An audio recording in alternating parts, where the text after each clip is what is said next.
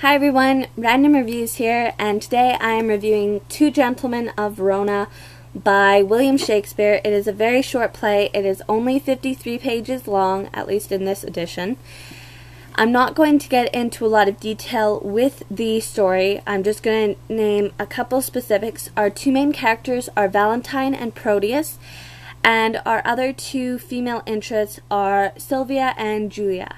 And just so then you know the weird connections, Julia is in love with Proteus, and Proteus at the beginning of the play is in love with Julia.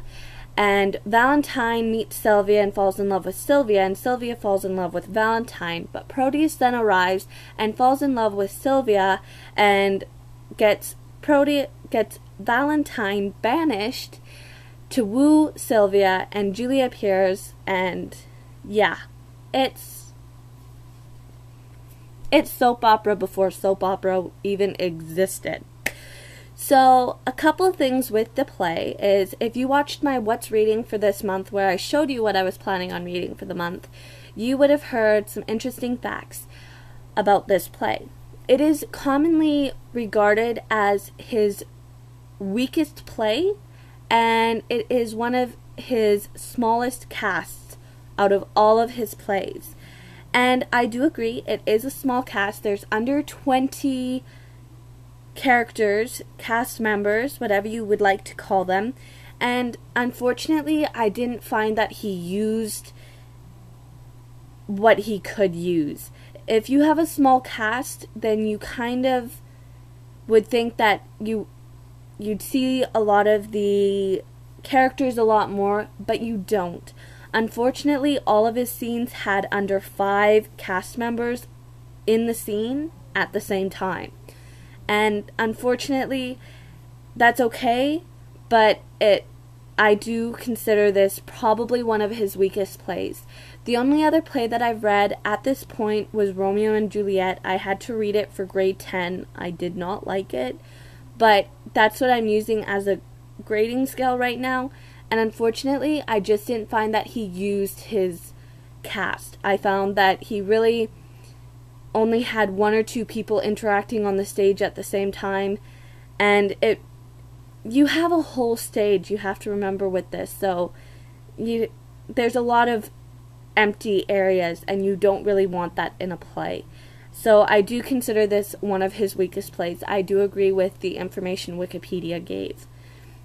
Now, one thing with this storyline is I found that it was quite a role reversal for the feelings for people. I found that the women, even though they liked the male character that they were in love with, they didn't really show it. They weren't as exuberant as most females nowadays. I found that the women were more subtle. They didn't really show the expressions. They acted more with a male perspective with how they acted. Now, what's interesting is the male characters were in the females' role for how they felt. They were outgoing with how they felt. They were courting the women. They were going after them. They were really showing their feelings. And what was quite funny for me was, for the first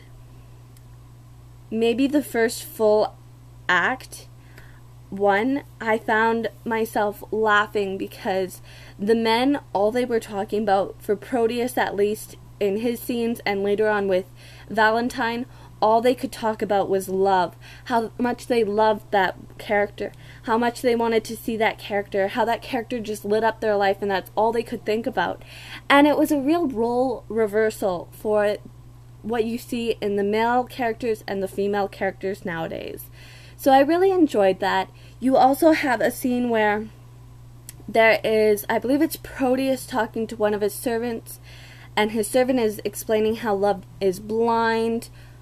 No, it was with Valentine, excuse me, Valentine and his servant. And the servant is explaining to Valentine how love is blind, and I really enjoyed that. And Valentine's character actually states to his servant, well, then you must have been blind because you could barely tie up my shoes the other morning.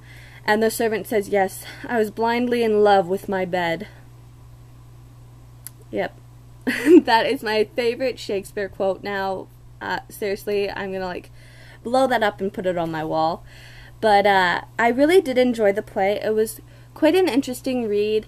I'm glad that I read it and got to experience it for myself, considering the fact that the only play that I've actually read, written down, not watched, was Romeo and Juliet, and I'm not a big Romeo-Juliet fan. I'm glad that I picked up another one, and I did enjoy it. I found that the ending was a little too fast-paced. Within one scene, everything connects and works out well together. And I just found that it was too fast-paced. It was like maybe 6 characters saying something, and then it was done. They worked everything out. Another thing is a lot of people, this was information I found in the introductory remarks, about how a lot of people don't understand or dislike how fast Proteus will give up his loving Sylvia to Valentine. And unfortunately, I have a different perspective with that, which I'm going to give you now. One thing is, I kind of feel that it wasn't a true loving Sylvia.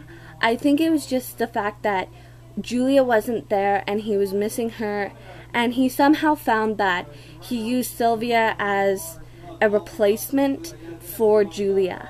And maybe you have a different point of view with that. If so, let me know down below. I would love to hear your point and your thoughts on that part. But I found that it wasn't a true loving of Sylvia. I didn't think that Proteus really did have a true love towards Sylvia like Valentine did, because the minute that he saw Julia, the minute Proteus saw Julia, again, it all disappeared. He no longer cared for Sylvia. So I do feel that it wasn't a true love towards Sylvia, and it wasn't one that he really lost. It's kind of like with crushes, and then, yeah, they don't really, yeah, you probably know what I mean. So that is my review of Two Gentlemen of Verona. If you guys have any tidbits or things that you want to mention about the play, let me know down below. I'm quite interested to hear what other people liked about Two Gentlemen of Verona. And go and pick up a random book and read. Bye, guys.